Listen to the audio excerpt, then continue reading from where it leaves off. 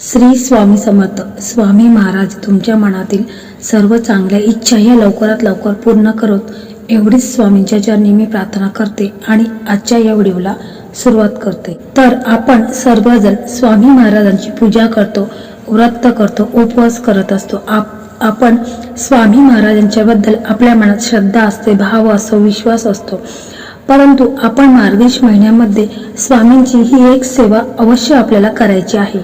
त्याचप्रमाणे स्वामींचे 11 गुरुवारचे व्रत हे बरेच जण करत असतात. बरेच जणांना आपल्या मनातील इच्छा पूर्ण करण्यासाठी शिवाय कोणत्याही प्रकारच्या अडचणी येऊ नयेत, ते कामामध्ये यश मिळावं आणि स्वामींची सेवा व्हावी या दृष्टिकोनातून 11 गुरुवारचं व्रत करतात.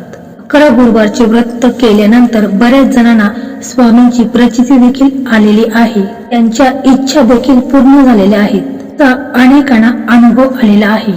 तर हे स्वामींचे 11 गुरुवारचे व्रत करताना पूजेची मांडणी कशा प्रकारे करायची आहे हे सुद्धा आपण जाणून घेणार आहोत. तर स्वामी समर्थ महाराज हे आपल्याला अनेक अडचणीतून, संकटातून बाहेर काढत असतात. ते आपल्या भक्ताला योग्य ते मार्ग देखील दाखवत असतात. तुम्हाला देखील स्वामींचे हे 11 गुरुवारचे व्रत करायचे असेल तर पुढील प्रमाणे तुम्ही व्रताची मांडणीही करू शकता. मात्र हे व्रत करत असताना मनामध्ये श्रद्धा आणि स्वामींबद्दल अखंड विश्वास असावा. 11 गुरुवारचे व्रत हे मार्गशीर्ष महिन्याच्या पहिल्या गुरुवारपासून सुरुवात करायची आहे. गुरुवारी सकाळी लवकर उठायचं आहे आणि स्नान करून घ्यायचं आहे. ज्या ठिकाणी तुम्ही पूजेची मांडणी करणार असाल ती जागा पहिल्यांदा स्वच्छ करून घ्यायची आहे. पाट किंवा चौरंग मांडावा आणि त्या पाटावरती किंवा चौरंगावरती एक वस्त्र अंथरावं. हे वस्त्र लाल किंवा पिवळ्या रंगाचं असावं. या वस्त्रावरती आपल्या घरात जर स्वामी महाराजांचा फोटो असेल तर तो स्वच्छ पुसून तिथे ठेवायचा आहे. एखादी महाराजांची मूर्ती असेल तर ती ठेवायची आहे.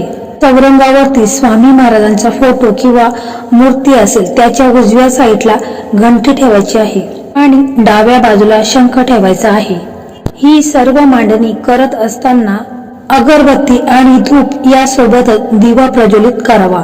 स्वामींच्या फोटोला सर्वात अगोदर अष्टगंध लावायचा आहे आणि मग दिवा प्रज्वलित करायचा आहे, अगरबत्ती लावायची आहे आणि स्वामींच्या पुढे तुमच्या घरामध्ये एखादं फळ असेल तर ते फळ ठेवायचं आहे किंवा केळी ठेवायची आहेत आणि एका वाटीमध्ये साखर ठेवावी, त्याच्यामध्ये तुळशीची पाने ठेवायची आहेत आणि ती वाटी स्वामींच्या फोटो समोर किंवा मूर्ती समोर ठेवायची आहे. त्याच्या बाजूला एक छोटा प्याला पाणी भरून ठेवायचं आहे आणि जिथे घंटी ठेवलेली आहे तिथे जपाची माळ ठेवायची आहे आणि त्यानंतर स्वामींच्या फोटोला किंवा मूर्तीला फुलांचा हार घालायचा आहे. नसेल तर काही हरकत नाही, तुम्ही फुले देखील ठेवू शकता. याचबरोबर आपल्या घरामध्ये स्वामी महाराजांचे गुरुचरित्रे सारामृत पोथी असेल तर तुम्ही ही पोथी त्या पाटावर ठेवायची आहे. आता आधी सांगितल्याप्रमाणे तुम्ही ही मांडणी करताना अगरबत्ती आणि धूप यासोबत दिवा प्रज्वलित करावा. परंतु ही मांडणी आपण करत असताना आपल्या मनामध्ये कोणतेही वाईट विचार येता कामा नयेत. त्यावेळी फक्त स्वामी महाराजांचं मनामध्ये नामस्मरण हे करायचं आहे. तर आता अशा प्रकारे पूजेची सर्व व्यवस्थित मांडणी झालेली आहे. आता आपण 11 गुरुवारचे व्रत का करत आहोत? 11 गुरुवारचे व्रत करण्या अगोदर आपल्याला संकल्प घ्यायचा आहे. हा संकल्प करत असताना आचमन करायचं आहे. आचमन कशा प्रकारे करायचं आहे? एक ताट घ्यायचं आहे आणि एक पेला किंवा ग्लास घ्यायचा आहे.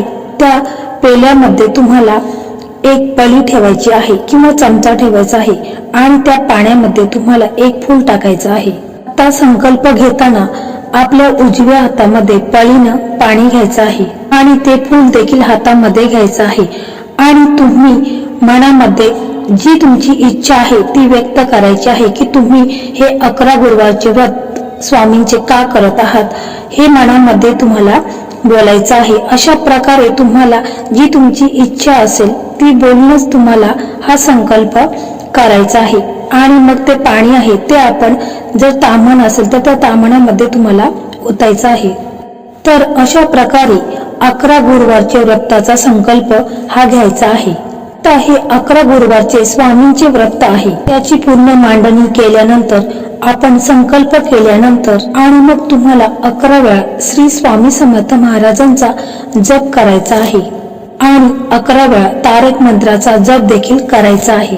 आणि हे सर्व झाल्यानंतर मग तुम्ही पोथीही वाचायची आहे, म्हणजे सारामृत वाचायचा आहे. त्यानंतरच आरती करून प्रसाद घ्यायचा आहे. अशा प्रकारे एकदम साध्या आणि सोप्या पद्धतीमध्ये तुम्ही स्वामींचे हे 11 गुरुवारचे व्रत करायचे आहे. परंतु त्याचा संकल्प मात्र पहिल्या गुरुवारीच करायचा आहे. असा हा संकल्प 11 गुरुवारच्या व्रतासाठी केल्यानंतर एखाद्या गुरुवारी तुम्ही स्वामींच्या केंद्रामध्ये किंवा मठामध्ये जायचं आहे आणि तिथे नारळ आणि खडीसाखर ही स्वामींच्या चरणापाशी अर्पण करायची आहे. जर तुमच्या जवळपास जर स्वामींचं केंद्र नसेल किंवा मठ नसेल तर मग तुम्ही घरच्या घरी सुद्धा स्वामींना तुम्ही नारळ आणि खडीसाखर ही अर्पण करायची आहे. बऱ्याच जणांना असा प्रश्न पडलेला असतो की आम्हाला सकाळी तेवढा वेळ मिळत नाही. 11 गुरुवारचे स्वामींचे व्रत आणि स्वामींची सेवा ही आपल्याला करायचीच आहे.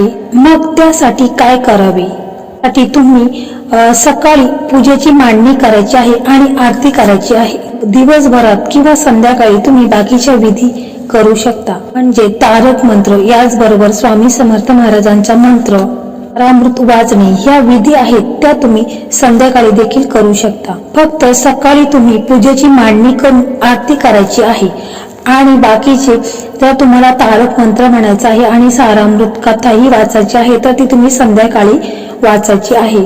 आधी सांगितल्याप्रमाणे जर तुम्ही स्वामींचे 11 गुरुवारचे व्रत करणार असाल तर अशा प्रकारे ही मांडणी करून विधिवत पूजा करायची आहे. आणि येणाऱ्या मार्गशीर्ष महिन्यामध्ये तुम्ही हे स्वामींचे 11 गुरुवारचे व्रत हे करायचे आहे. स्वामी महाराज या आपल्या मनातील सर्व इच्छा आकांक्षा ह्या नक्कीच पूर्ण करतील. याचबरोबर मार्गशीर्ष महिन्याचे गुरुवार चालू असताना, देवी लक्ष्मीचे गुरुवार करत असताना या महिन्यामध्ये आपण स्वामी सेवा करायची असेल तर स्वामींसमोर संध्याकाळी हात जोडून बसायचा आहे आणि मग स्वामींच्या नित्य सेवेच्या पुस्तकामधून श्री सूक्त आणि महालक्ष्मी स्तवन पठण करावे. श्री सूक्त हे एकच वेळा पठण करायचं आहे आणि त्यानंतर स्वामी समर्थ महाराजांच्या नावाचा 11 वेळा जप करावा. जर 11 माळी तुम्हाला जप करायला जमत नसेल तर तुम्ही 3 माळी स्वामी महाराजांच्या नामाचा जप करायचा आहे. अशा प्रकारे या दोनच गोष्टी आपल्याला या सेवेमध्ये करायच्या आहेत, म्हणजे मार्गशीर्ष महिन्यामध्ये आपल्याकडनं हे अवश्य झालंच पाहिजे. ही सेवा आहे ही विवाहित महिला, पुरुष, शाळेत जाणारी मुलं ही कोणीही ही सेवा करू शकतात. त्याचप्रमाणे घरच्या कर्त्या पुरुषाने ही सेवा केली तर महालक्ष्मीचा आणि स्वामींचा आशीर्वाद आपल्या कुटुंबावरती कायमस्वरूपी राहील, घरामध्ये बरकत राहील. त्याचप्रमाणे धनधान्याची कमतरता कधीही भासणार नाही. घरात सुख समृद्धी ही येईल. आणि ज्या काही इच्छा आहेत त्या देखील पूर्ण होतील. म्हणजे ज्या काही तुमच्या इच्छा आहेत, तुम्हाला जर नोकरी चांगली हवी असेल किंवा तुमचा व्यवसाय असेल तर तो चांगला चालण्यासाठी अशा अनेक समस्यावरती हा एकच उपाय आहे, तर ही स्वामी सेवा आहे. तर ही सेवा तुम्हाला सकाळी किंवा संध्याकाळी या 2 वेळेमध्ये करायची आहे. तर मार्गशीर्ष महिना हा खूप पवित्र महिना मानला जातो. त्यामध्ये आपण स्वामींचे गुरुवारचे व्रत केले तर तो जास्त फलदायी मानला जातो.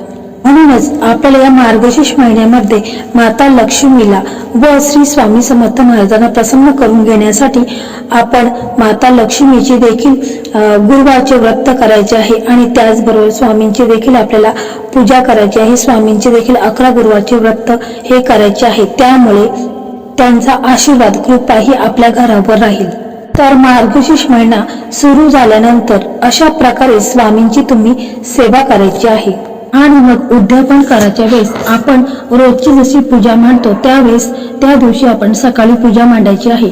आणि मग आपण एक नारळ आहे तो नारळ हातामध्ये घ्यायचा आहे आणि जी आपली मनोकामना इच्छा आहे ती स्वामींना बोलून दाखवायची आहे आणि तो नारळ महाराजांच्या चरणी अर्पण करायचा आहे. आणि मग उद्यापनाच्या दिवशी तुम्हाला 11 मुलांना किंवा मुलींना जेवू घालायचं आहे. 11 मुलांना शक्य नसेल तर तुम्ही एक मुलाला जरी जेवू घातलं तरी काही हरकत नाही. आणि मग तुम्हाला थोडंसं शिधा घ्यायचं आहे, म्हणजे तांदूळ, त्याच्यामध्ये डाळ घ्यायची आहे, तिखट मीठ घ्यायचं आहे आणि ते एखाद्या ब्राह्मणाला तुम्हाला द्यायचं आहे. आणि मग दुसऱ्या दिवशी जी मांडणी आपण केलेली आहे तर ती सकाळी आपण आपल्या देवघरामध्ये जिथे स्वामींचा फोटो असेल तिथे आपल्याला तो फोटो किंवा मूर्ती ठेवायची आहे आणि रोजची जी पूजा आहे ती करायची आहे. अशा प्रकारे आपल्याला 11 गुरुवारचं व्रताचं उद्यापन हे अशा प्रकारे करायचं आहे. यामुळे आपल्या मनातील सर्व इच्छा आकांक्षा ह्या लवकरात लवकर पूर्ण होतात आणि आपल्या घरावर स्वामींची अशीच कृपा राहील.